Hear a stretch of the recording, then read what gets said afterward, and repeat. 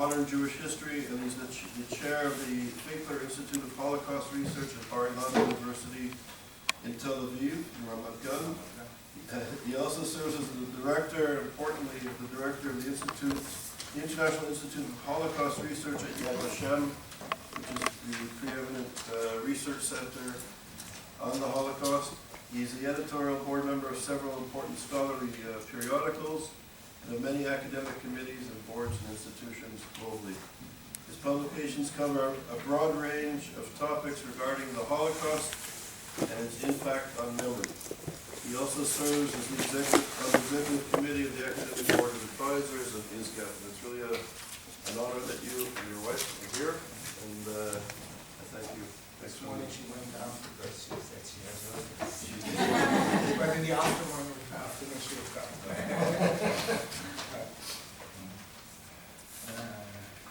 I will tell you later how she is involved with this project later on. So good morning. I'm very glad to be here, and of course. Charles is interested in many anti-Semitism today, a bit in the origins, and he has talked about it and written about it in part.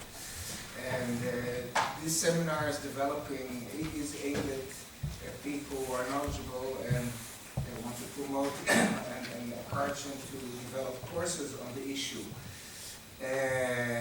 Some of the people here are themselves in the field of Holocaust studies, Professor Patterson, for instance, and Rush Sharon, and others. So, what does the historian of the Holocaust do in this context here?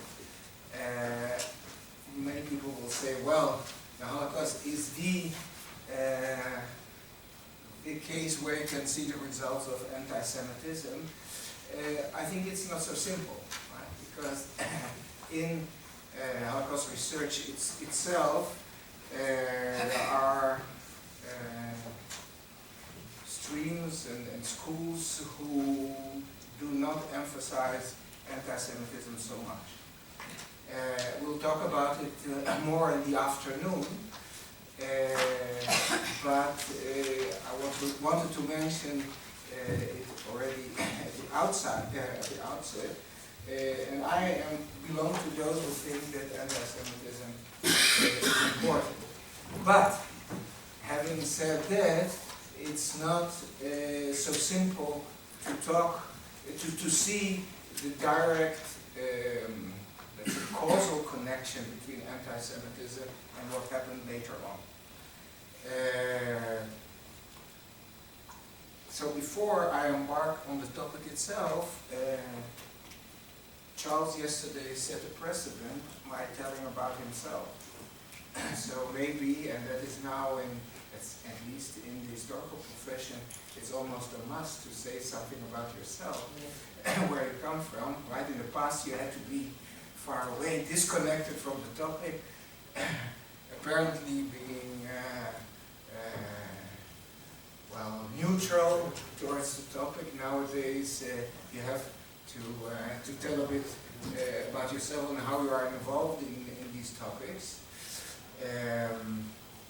By the way, one of the interesting books which shows how important it is to tell about your involvement is a recent book which was published, I think 2 years ago or 3 years ago, by a British historian, Mary Fulbrook, A Little Town Near Auschwitz. Ah, okay. Sorry. It's my neck or your neck?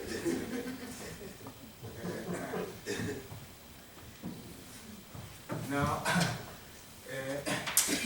Mary Fulbrook is an historian of German history, and she decided to enter the field of Holocaust studies and write about a German middle echelon official who served in the Katowice area in Poland, and to look at his involvement in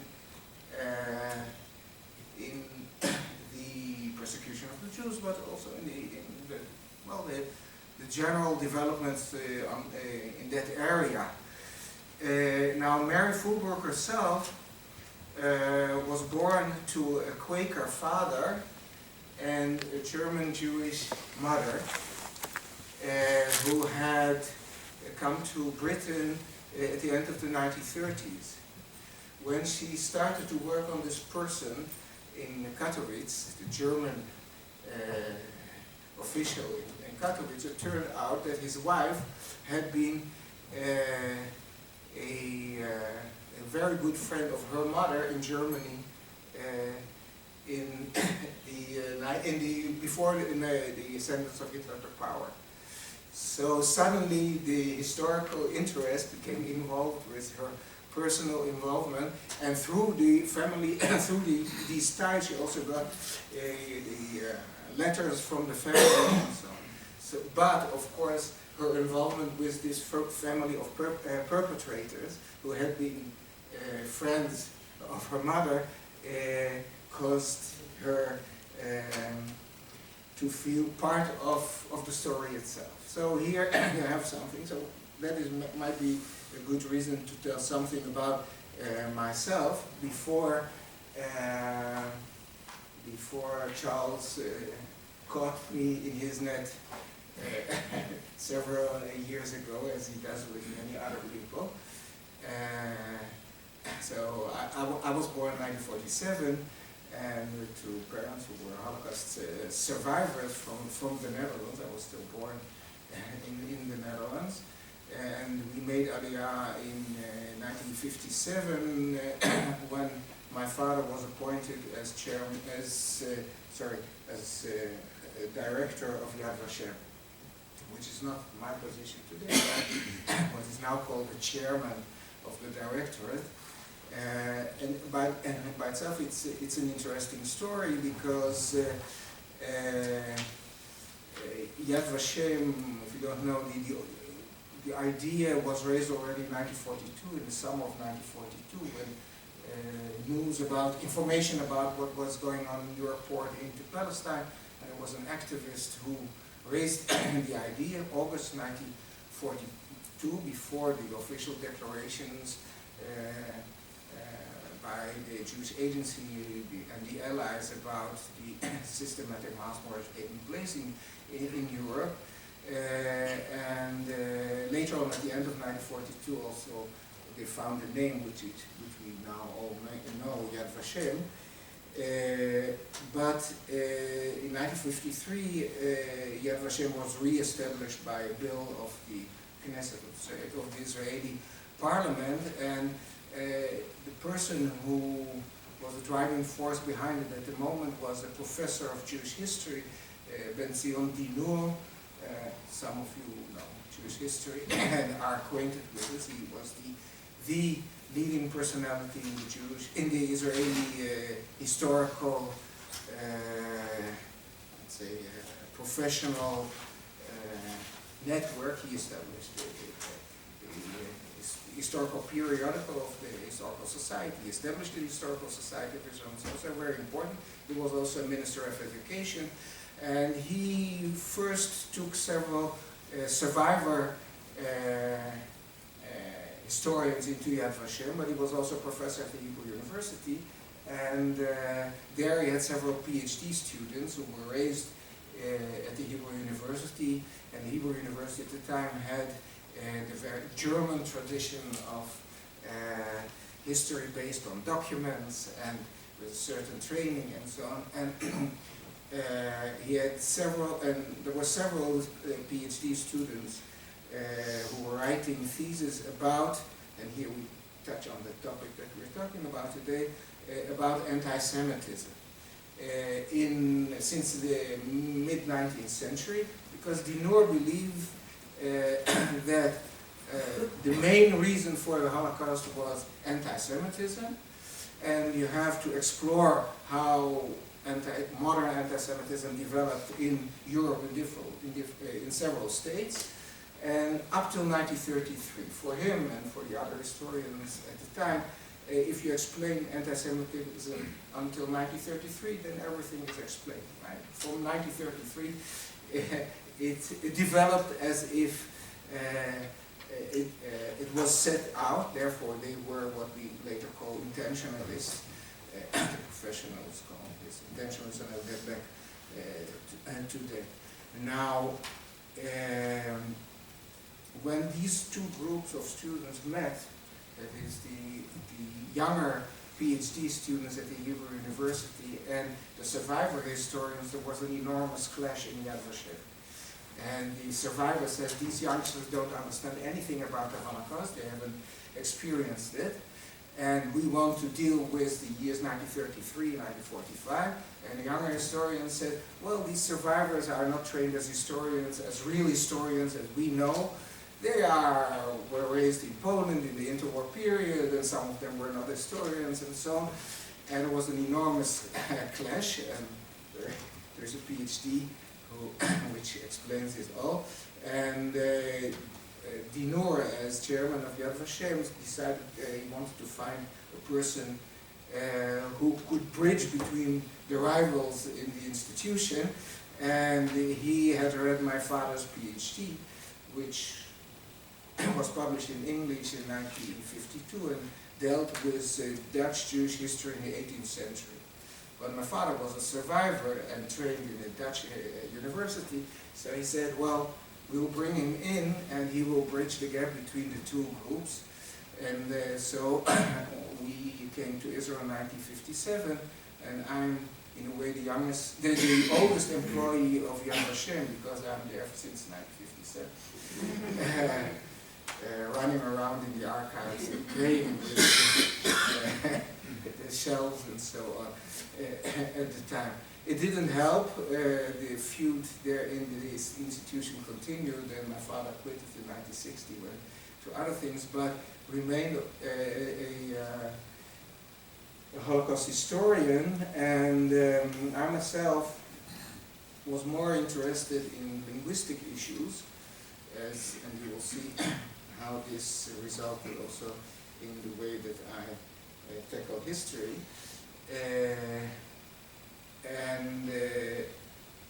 But what happened is that when I got to the stage of my PhD thesis,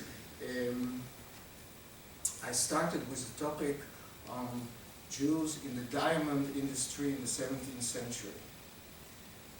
And that is in London, Antwerp, and Amsterdam. I started in Amsterdam, and after several months I took my wife and the 2 children, 1.5 child that we had at the time, to Amsterdam. And after several months in Amsterdam, it turned out that that was an impossible topic, because I made a calculation that it would take me about 200 years to finish the topic. With the documents that I had to explore in 3 cities for close to 200 years. So I looked for another topic, and then my father suggested to deal with German Jewish refugees in the Netherlands in the 1930s, and that's what I did. And when I was looking for a job afterwards at the university in Israel, one of the early survivor historians who taught at my university had died, and were looking for a person to take it over. And so I was pushed into the field of Holocaust studies, starting in 1976, without having studied the topic as such before under any professor at the university. So in a way, I'm not a student of any professor in this field, although of course there are some influences by others too. So if you ask my wife, she says it was predestined that I would go into this field. And you ask myself, and I said, well, it was a twisted road to this topic. But ever since, and by the way, the person, the professor had died and taught Holocaust studies at Bar-Ilan University. His name was Mayor Mark Dvorzetsky. He was a survivor, a very interesting person. He actually established the first chair in the world in Holocaust studies at Bar-Ilan University in 1959, but it was not a topic to be taught at actually any university except for the Hebrew University. A year before, they had one course dealing with German Jewry in the 1930s. So that is how I got into the topic, and so you have some of my background and my involvement with it, and in the context of dealing with anti-Semitism, of course, with the Dutch background that I have, this is an interesting question. Because in Holland, the percentage of Jews murdered, the percentage from the Jewish community is 75%. Is one of the highest in all of Europe, close to several countries in Eastern Europe.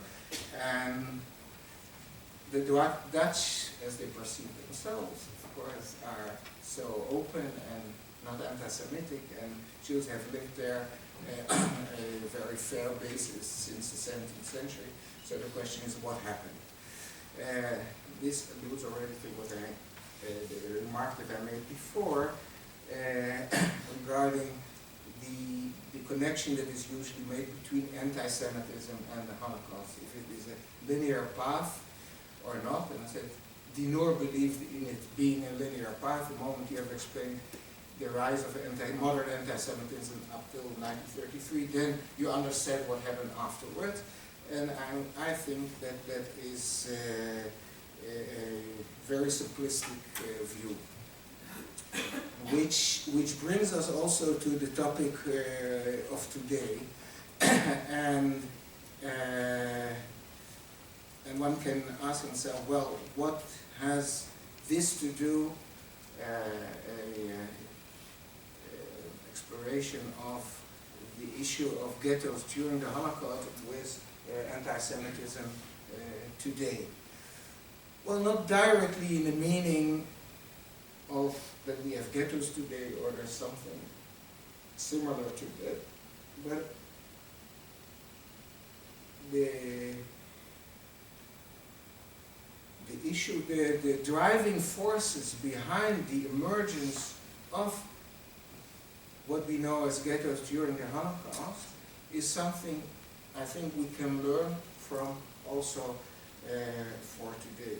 And I'll say it now here what I think we can learn from it, and I'll repeat it at the end. But what I think is that there are cultural perceptions that shape feelings. And one of the things that is missing in most of the histories of the Holocaust is the issue of cultural aspect, linguistic aspects, issue of feelings and how they are shaped, feelings of the masses also, not only of the individuals, and perceptions that are a result of cultural traditions are very powerful. As being a religious, traditional Jew in a way, I know how much I live, or my life is shaped by basic perceptions and principles that originate centuries ago, right? And sometimes people are tending to forget this. So there is the tradition of power, or a tradition that has power, or the power of tradition. And if we bring in this concept of tradition, cultural tradition, I think this we can compare it with a religious dimension, which is there and which is part of our lives, right? So also democracy is a kind of religion, right? And it has its ceremonies, and preconceptions and so on, and we live according to these concepts. And I think this is something that we might be able to learn from this topic. Now, if you would have asked me 10 or let's say 13 years ago if I would ever deal or do research on the history of the ghettos, I would have looked at you and said, why should I do such a thing? So this study, which is eye-opening in my eyes, at least it opened my eyes, right? Is a result of my position at Yad Vashem as head of the, now head of research in the institute at the time as chief historian, because Yad Vashem decided to compile an encyclopedia of ghettos during the Nazi period. And so when you start a project at the institution and you're not an individual scholar at the university, you start to do something. And so at an institution, well, you have to set up a team to think how many people should be involved, how many years it will take. So it has financial and strategic planning aspects. So the first question was, how many ghettos actually were there during the Holocaust? Nobody knew. Nobody knew, right? So that was in 2003. That is almost 60 years after the Holocaust, right? So Yad Vashem had a number on its website of several hundreds, and the USHMM, the museum in Washington, had 700. And several years later, in a book by Donald Glucksbaum, which I will mention, he said thousands. So where there are several hundreds or where there are thousands, that makes a difference when you start to do with such a topic.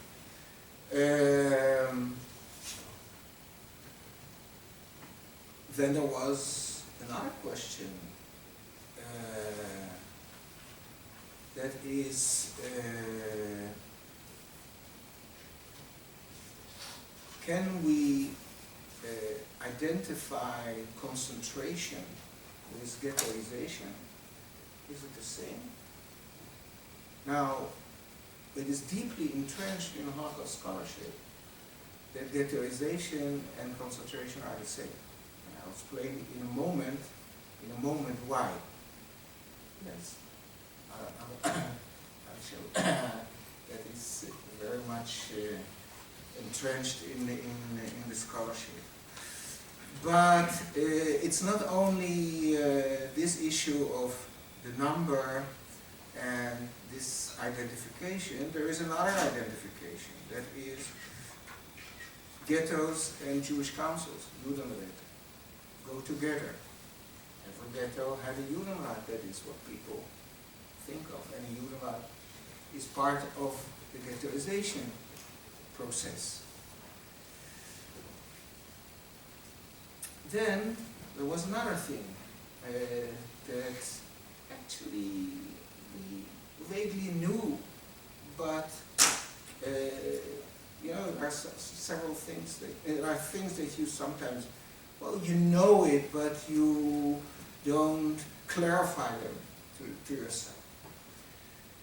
So where is an order to establish ghettos? Is there an order to establish, a central order to establish ghettos? Not here and there, but a central order to establish ghettos. Now, if you read Holocaust scholarship, you will find that when people allude to something, it is to a quite well-known document, one of the, I would say, the key documents of the Holocaust, that is a Schnellbrief, that is an urgent letter, literally, or kind of a telegram which was sent by Reinhard Heydrich, who was the head of security forces, to the commanders of the Einsatzgruppen in Poland on the 21st of September 1939.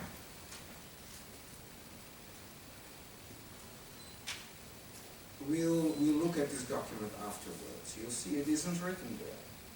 But my good friend and colleague, Professor Judah Bauer, if you read his book, History of the Holocaust, you'll see when he quotes that document, he has a footnote.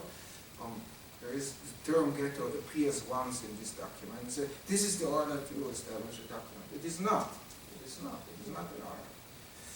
So there is no central order to establish ghettos.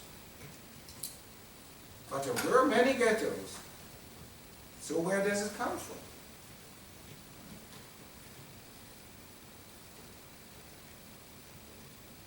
Another question. Most scholars agree that the first ghetto was established in a place called Piotrków Trybunalski in Poland, which is in central Poland. Those of you who know the former chief rabbi of Israel, Rabbi Lau, chief rabbi of Tel Aviv, he was born there, his father was chief rabbi, so if people know the name, it's usually through his personality. But you ask yourself, why would the first place to be Piotrków Trybunalski? Moreover, there are many studies on ghettos, but on the first ghetto there was until 2009 no study. So nobody made generalization and based explanations about ghettos, basing themselves on the first place where a ghetto was established.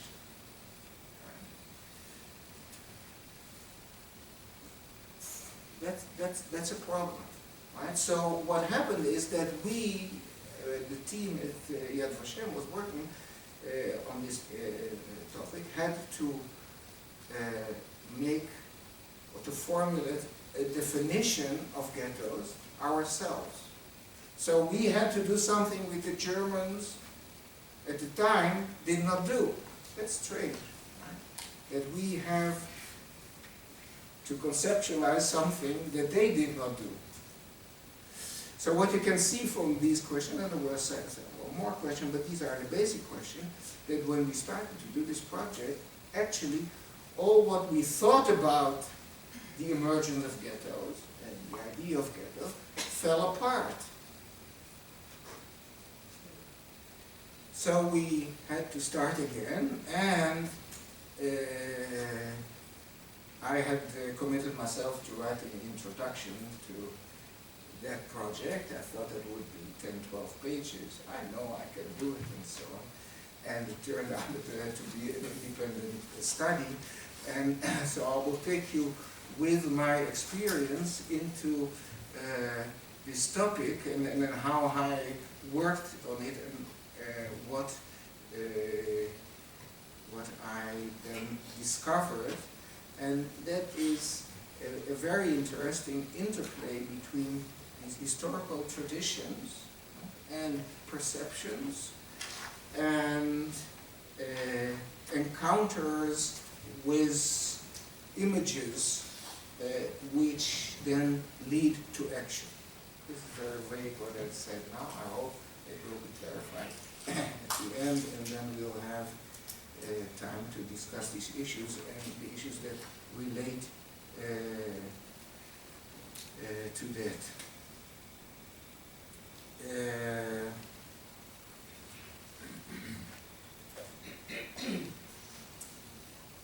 Now,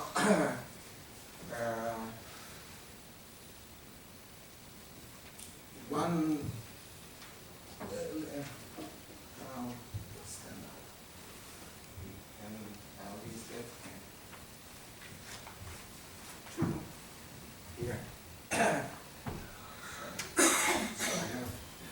exercising during my talk. Now,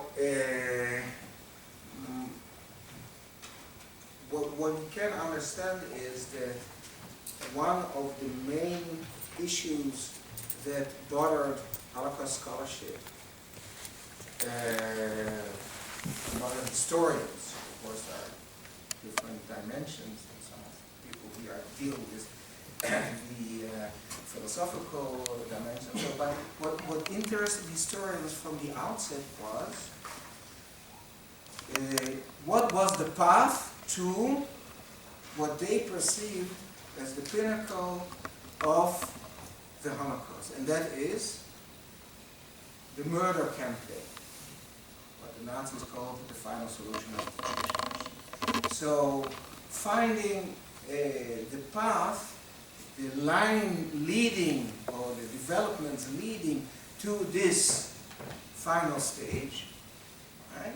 That is what interested scholars, and the body of research on the path to the final solution is enormous, and there are constantly new studies pouring out from all over the scholarly world. Some of you are aware of that. Just to give you also an idea what we are dealing with, the Vashem library receives since the beginning of the 1990s some 4,000 new titles per year dealing with the Holocaust, and the part of what we call perpetrator history or historiography is enormous. I would say it's 50% of this body of research. So there is an enormous investment by scholars from all over the world in this topic. How did we get to this final solution? Right? And that is a main topic dominating the overall view of the Holocaust. Now, in the history of historiography of the perpetrators, over the time, I would say 3 main schools developed. One, in the jargon of the professionals, has been called the intentionalist.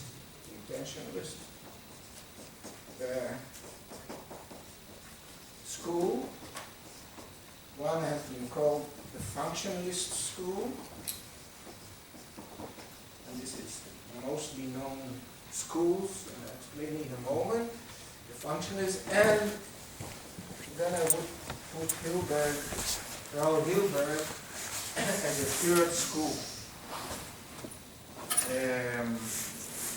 Now, the intentionalist school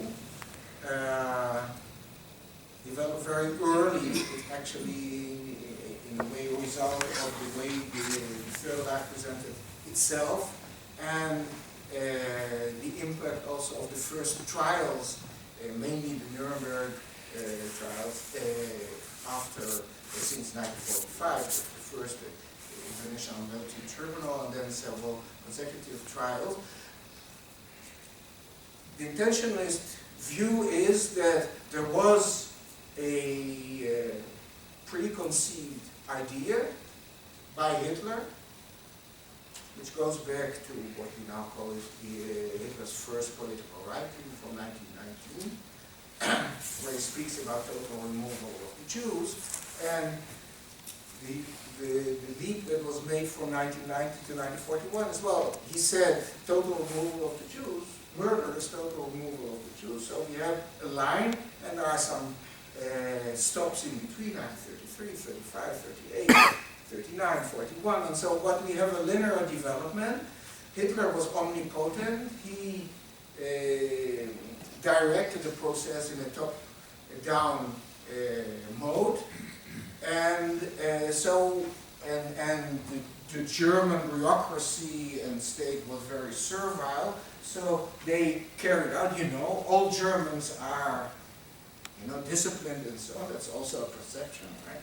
Germans are disciplined, they carry out orders and so on. Hitler had this direction, so there is an intention from the beginning But intentionalism includes also a major focus on Hitler as the leading personality in the process. The other school, which was developed a bit later on, although it has its origins also in the way the Nazi criminals defended themselves during the trial. So, but in historiography, since the end of the 1950s, the 1960s, this school crystallized. The function is, they said, and they looked into a lot of documentation of the Nazi bureaucracy, and they said, well, we cannot see Hitler's fingerprints everywhere. What we see, were a lot of discussions among officials and institutions and so on, and actually the road to Auschwitz developed in a zigzag way. One of the first persons to formulate a sentence, I would say, that expressed this approach was an American scholar, Karl Schleuners, who published his PhD thesis in 1970, and the book is called The Twisted Road to Auschwitz. The Twisted Road to Auschwitz. Now, the Twisted Road to Auschwitz means that Hitler was there, but actually the developments escalated over time, because within the Nazi state, in the Nazi bureaucracy, there were constant fights over competences between different driving forces, between different power centers, ministers and institutions, Goering, Himmler, and others, and the process radicalized, escalated over time. The leading scholar of the school just died several months ago, Hans Mommsen, even has an article from 1975 where he said Hitler was a weak dictator. And he was led, now he is not a revisionist and he not anti-Semitic and so on, he's a marvelous scholar, but he was so focused on what the bureaucrats did, and he delved into the discussions among them, that without seeing Hitler's involvement, they said, well, Hitler was there, but actually the radical forces radicalized the process, and that was mainly the SS, but there were also the SS led by Himmler and so on. So that was the functionalist approach. There was a twisted road, which in the end led to the final solution. Raoul Hilberg, and I'm sure all of you, 90% of you know his name, he was a Vienna-born Jew who emigrated at the age of 13 in 1939 with his parents after the annexation of Austria to the United States. And he was mobilized and served in the American Army at the end of World War II, and knowing German, he was used as a translator and a person who could understand on the ground what was going on. So he even, I think, slept one night with his unit in the headquarters of the Nazi Party in Munich in 1945. But afterwards he returned to college and decided to write his PhD thesis on this issue, which is an interesting story by itself. And the book, which was a result of his PhD thesis and actually double the size of the original thesis, was published in 1961. It's called The Destruction of the European Jews. And this book became a main source for scholars. has been published and republished, and there are no two editions that are the same in any language. He all the time added more and more material to every edition. In the end, it is 3 volumes, right? But the basic understanding of Hilberg did not change. Now, Hilberg was a political scientist, not a historian. And as we say, some of my best friends are political scientists, right? But what we have to know is that, of course, in social sciences, and there are some of you who are in the social sciences, you think in a different way than historians do. Historians are interested in the dynamics and the developments and particulars, and social scientists are looking for models, basic structures and models that repeat themselves, of course, because the social sciences are future-oriented. How can you apply afterwards, when you learn something from the past, how you can apply it in the future? You learn from the past only when you can learn the recurring patterns, not the specifics of different cases. So there is a difference of approach. Now, Hilberg tried to understand the Holocaust as a closed event, starting in 1933, ending in 1945, having several stages of development in it. And the interesting thing is, and therefore you cannot situate him in the two schools that we will later on the one hand, he does not put an emphasis on Hitler.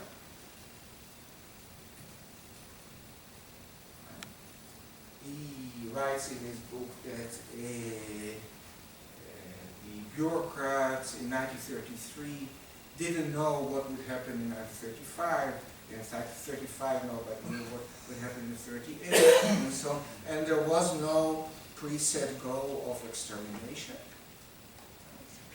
On the other hand, right in another place, when the first bureaucrats signed the first document, the gates of Auschwitz were open.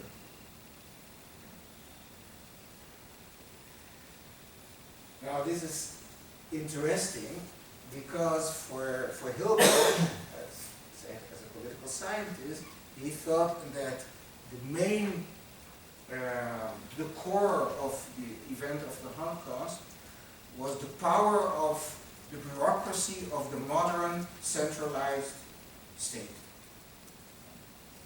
So the bureaucracy is so powerful that at the moment that you give the bureaucracy a mission, the bureaucracy with its tools knows how to implement it.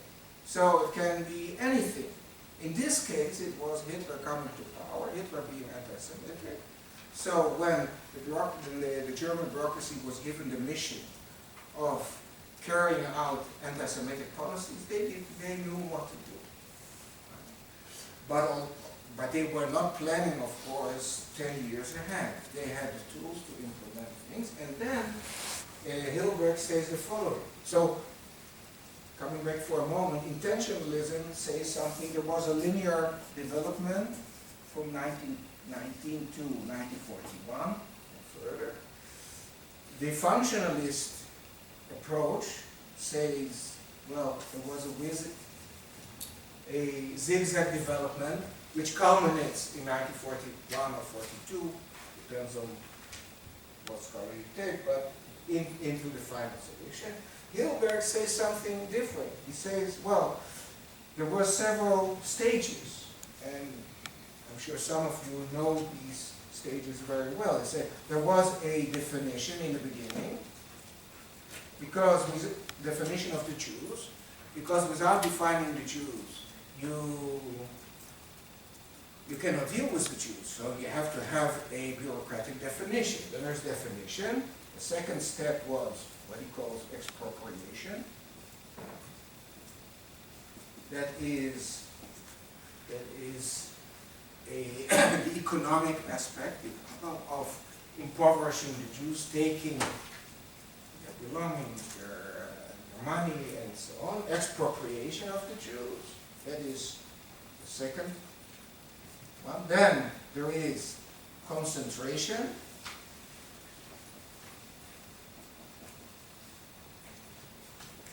So there are three stages in the beginning, and they are in the 1930s.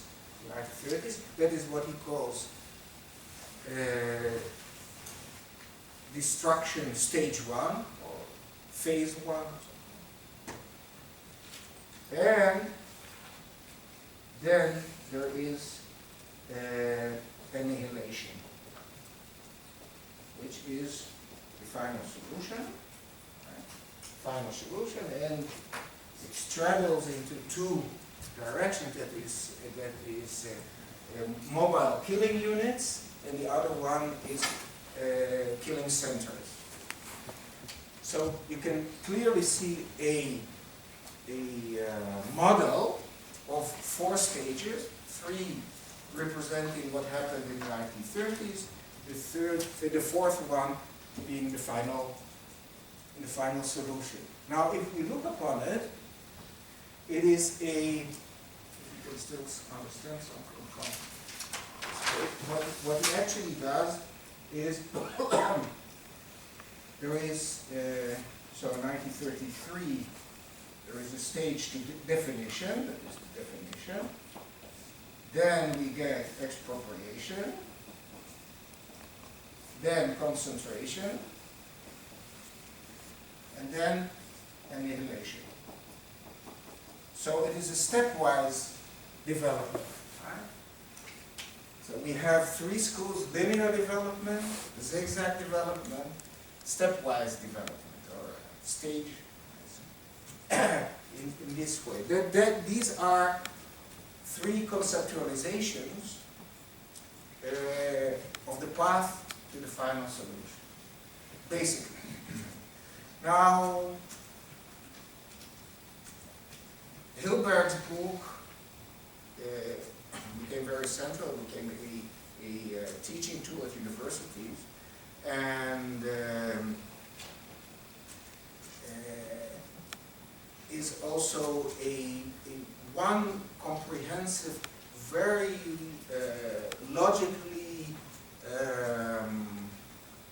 built up study. Well, the other conceptualizations are spread over a lot of studies. Later on, there were some comprehensive histories that expressed these approaches, but Hilberg's book, and this you can see from looking hindsight, that became the most influential study to be used by scholars that are dealing with secondary topics of all kinds, right? So what you usually see in historiography, that is that people say, well, for the overall picture, go to Hilberg, right? We pick up a certain point that he mentions, and now we study it on this place or that place or whatsoever. Now, so we have to understand this overall background, which brings us now to the issue of the conceptualization of the ghetto in the Nazi anti-Jewish policy. Now here you can see a quote regarding the ghettos, what Hilberg says. The preliminary, and by the way, I said now in 1961 his book was one volume, now it had 3 volumes, the latest publication from 2004 in English, and the Hebrew one from 2013. So, but this sentence remained the same all over, and said the preliminary steps of the ghettoization process. Now, if you remember what I said in the beginning, and you were nodding with your head, instead of ghettoization, you can put the word concentration here in Hilberg's word. Not what you think, but what he says. The preliminary steps of the ghettoization process consisted of marking movement restrictions and creation of Jewish control organs. The three preliminary steps, marking movement restrictions and the establishment of Jewish control machinery, were taken in the very first month of civil rule in Poland after the invasion in September 1939. In this book, we shall be interested in the ghetto only as a control mechanism. So you see movement restrictions, ghettoization, ghetto. In this book, we shall be interested in the ghetto only as a control mechanism for movement restrictions in the hands of the German bureaucracy. To the Jews, the ghetto was a way of life. To the Germans, it was an administrative measure. So, for Hilberg, he identified the establishment of ghettos with the stage of concentration, which started with the invasion of Poland in 1939.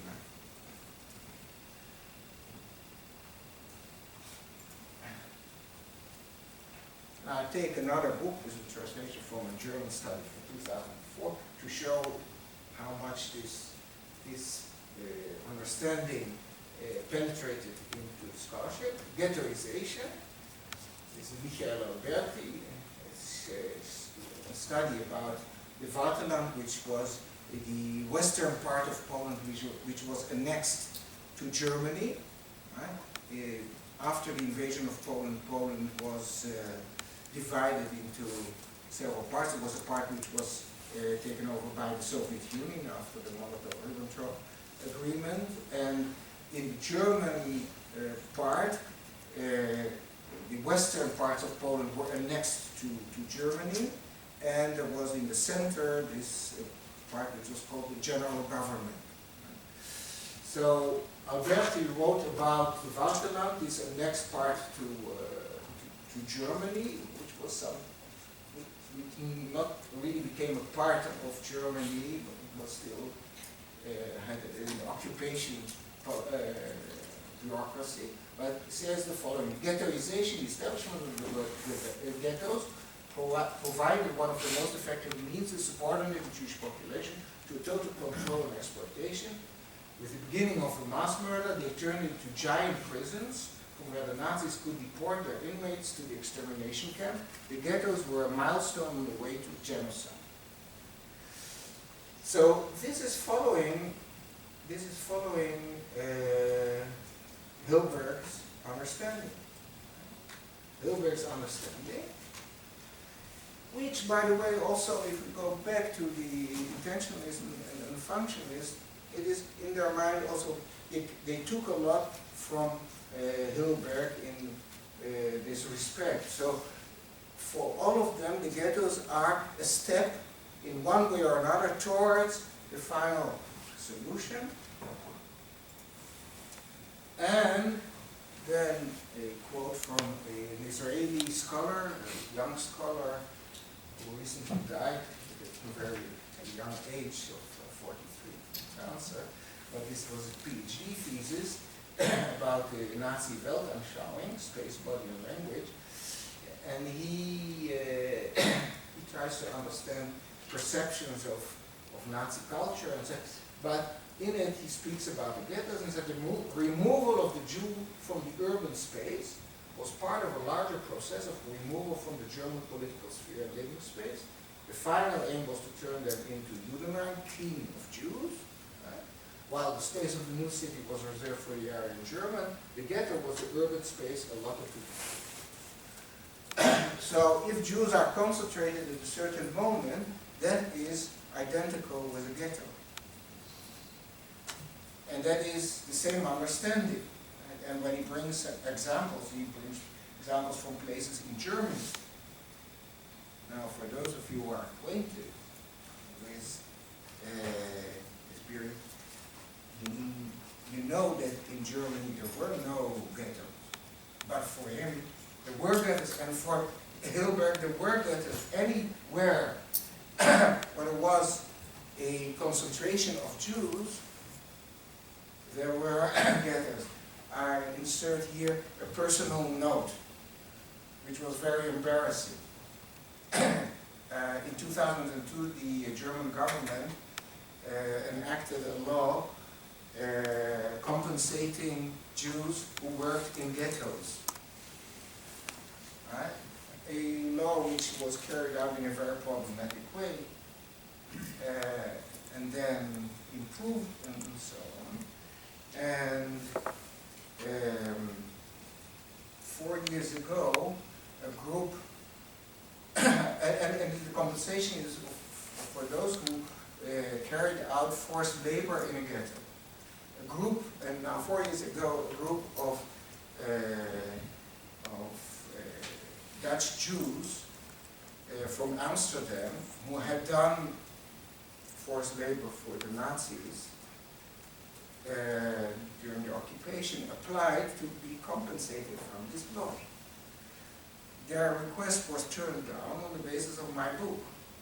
Said there was no ghetto in Amsterdam. Right? So they approached me, what to do? I said I cannot refute myself, right? But what I can do, and that's what I did, and they succeeded in the end. They said when the law was enacted in 2002, the dominating view was Hilberg's one. So you have to follow, that is what you have in mind, so you have to follow Hilberg. And for Hilberg, any concentration of Jews, right, was a ghetto. So if you did work in this context, and they succeeded in the end, they got the compensation, but it was very embarrassing for me. Right? The German expert working for the Ministry of Finance, they're using me to turn down their request. I couldn't sleep at night when they approached me. But anyhow, so here they all, as you see, have the same conceptualization in mind. Now, one of the, let's say, 2 or 3 leading scholars on the developments towards the final solution, Christopher Browning, American scholar, was asked at the end of the 1970s, when he finished his PhD thesis, to write a book about the path to the final solution for a new project that Vashem started. The book, for those of you who are acquainted with this, know it was published in 2003 in English. He worked on it really for more than 2 decades. And he started, of course, with partial studies on different topics, and already in the 1980s, and he is a very precise scholar, really unearthing a lot of documentation. And already in the 1980s, he wrote an article, which was then republished in 1992 in a collection of his articles.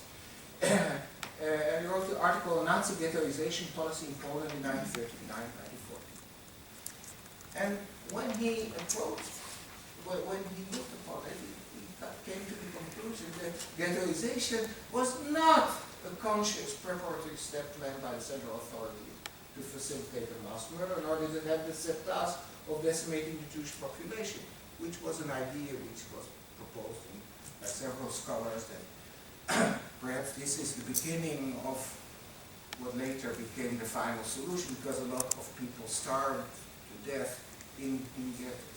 Ghettoization was in fact carried out at different times, different ways, for different reasons, on the initiative, and this is very important, of local authorities. That is what he found. He said, we cannot see a clear development.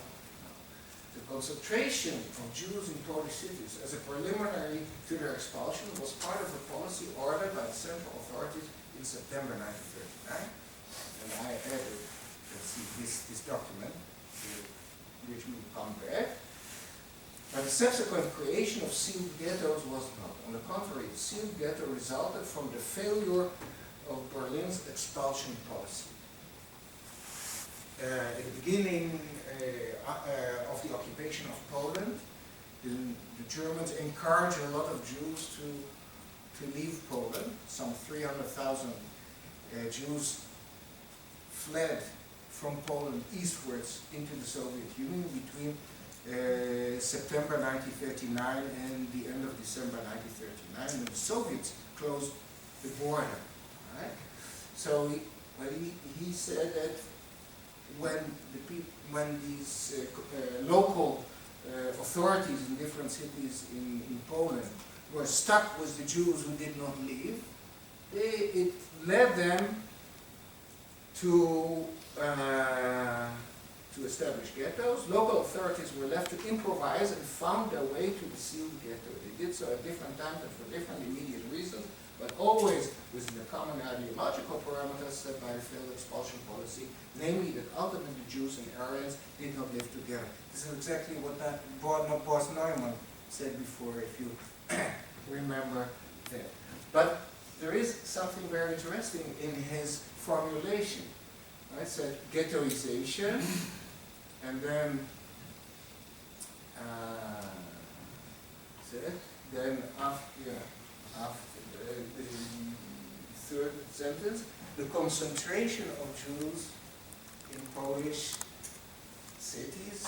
So you can see that even for Browning, when it says ghettoization, he replaces it with the word concentration afterwards. Right?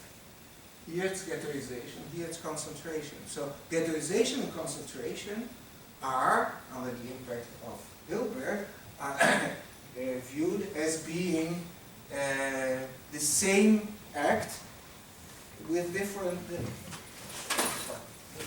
words. Now, here then comes up the question that I asked, and this is my linguistic background. Another thing that we found when we started with this project is that every time you read an entry in an encyclopedia about the ghetto, they say, well, the term originates in Italy in the 16th century, and the ghetto were this and that, but during the Nazi period, this was something entirely different. And if you read the entries on ghettos of the early modern period, they will say, explanation and examples of ghettos here and there, and then at the end some sentence will say, also during the Nazi period there were ghettos, but it was entirely different. Now, and Charles, this is also for you when we deal with anti-Semitism and its origins. There are terms, right? And they have their history. There's the history, a very important German scholar, died several years ago, Rainer Koselleck, who dealt a lot with the history of concepts and terms. So if during the Nazi period, ghettos were something entirely different from the earlier notion, why use this term ghetto? Why not X, Y, Z, abracadabra, I don't know what, any term, but not ghetto? Why use the term ghetto? So that is actually that is the key to the question. Now, in short, of course, and here you asked me this morning about Venice, it's in the title. So the term originates in Venice in the beginning of the 16th century. Make a long story short, Jews were not allowed to live in Venice, so Jewish merchants lived outside Venice and had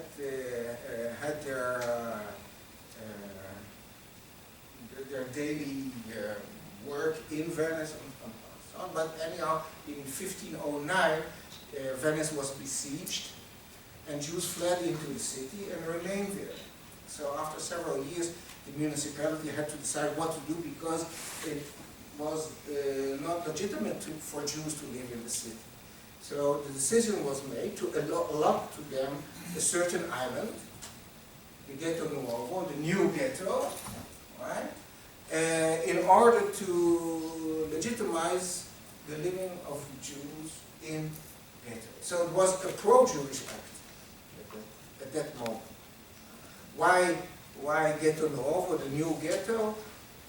Nothing to do with the Jews. There was one island, it is the Ghetto Vecchio, the old ghetto. It was a place where they poured metal. Well, they were making utensils and so on. So it comes from gettare, right? You will correct me if it's wrong. Gettare is pouring. Right?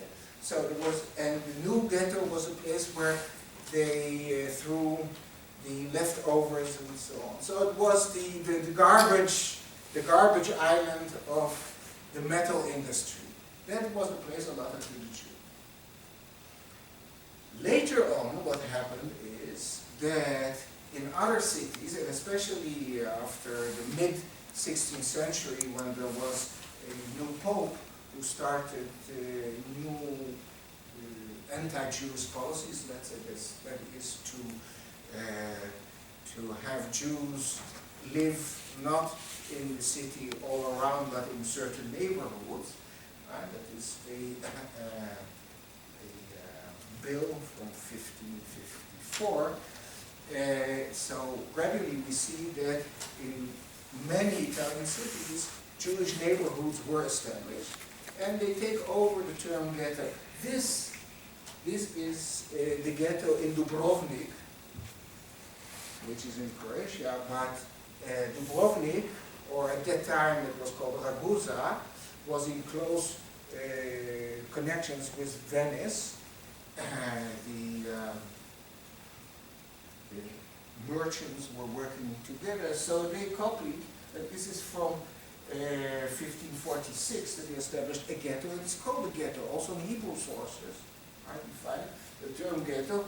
But then we have in Italy, and for in Italy it spread over to other places, and even places where officially it was called a Jewish neighborhood, for instance in Frankfurt, Judenviertel. In the common language, people use the term ghetto. And it's interesting, by the way, that the last ghetto that was established in Italy is in 1776, after already Jews were emancipated in the United States, and it was established. So for historical developments, it's an interesting issue. But now, since the emancipation in Europe, right, the ghettos were gradually abolished. The last one being the ghetto of Rome, which was abolished officially in 1848, but actually in 1870. So real ghettos weren't, of the old type, weren't there anymore. But the interesting thing is that the term ghetto now becomes a term which is used all over.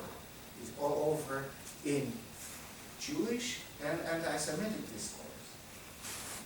For Jews, now we have those who are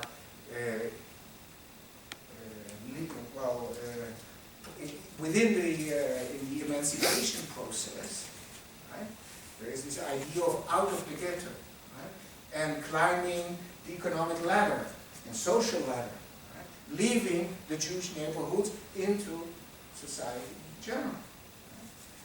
Right? So this is used in a way which is not the actual situation as it was in the 16th, 17th, and 18th century.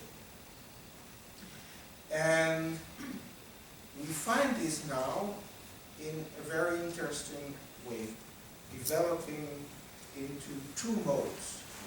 One is that those Jews, more affluent Jews, those Jews who leave the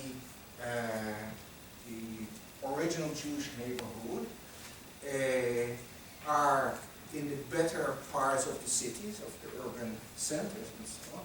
The poor Jews are left behind in those neighborhoods. So ghetto becomes a term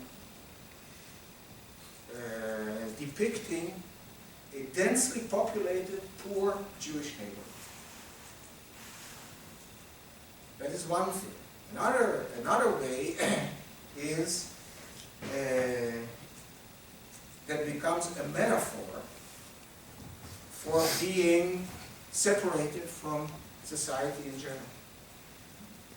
So when, for instance, Theodor Herzl writes a play in the 1890s about the ghetto, that's the idea.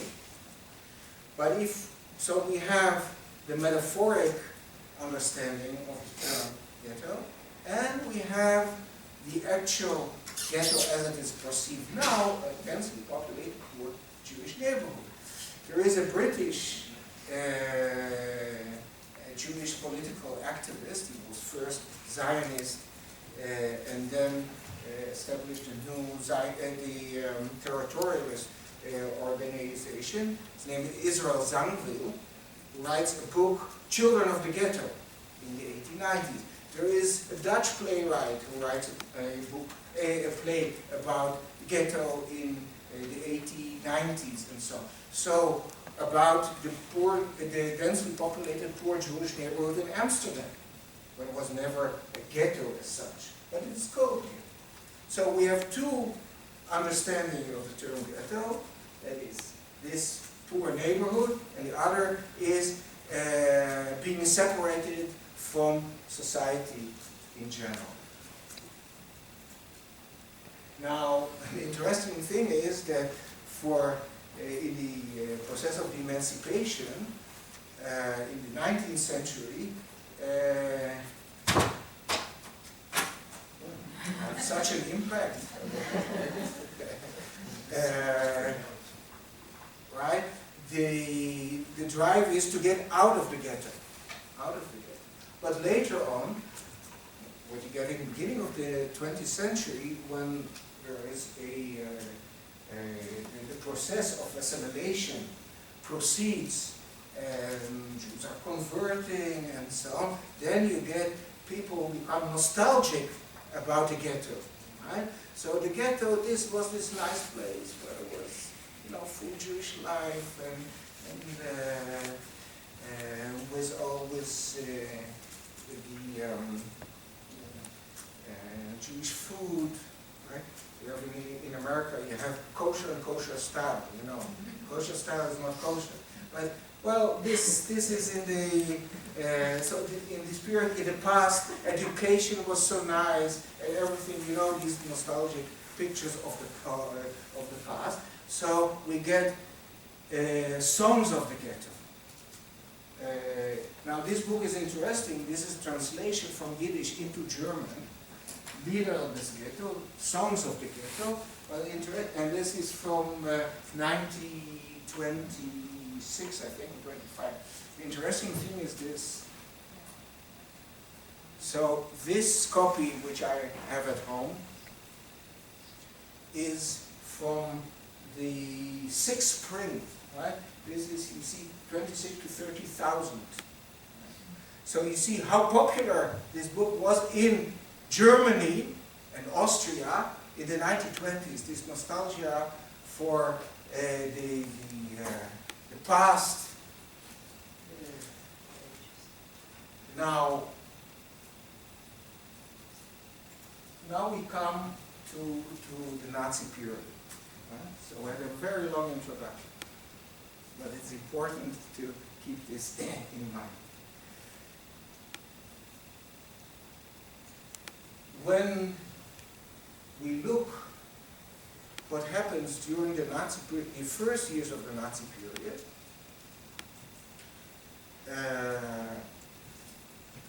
the Nazi bureaucrats Nazi regime hardly uses the term ghetto. But in the Jewish community, we find it.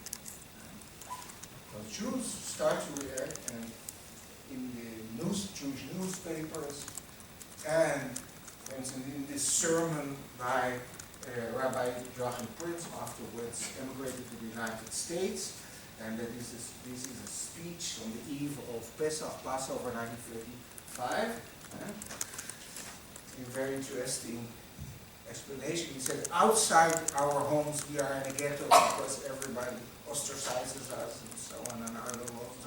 Only in our houses we are free. But others use it in another term, in another way.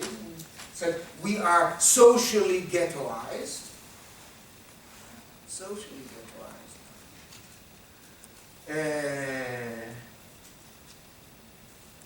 And there is a very, very interesting source which was published some 12 years ago now, and recently translated into English, was published in German, and that is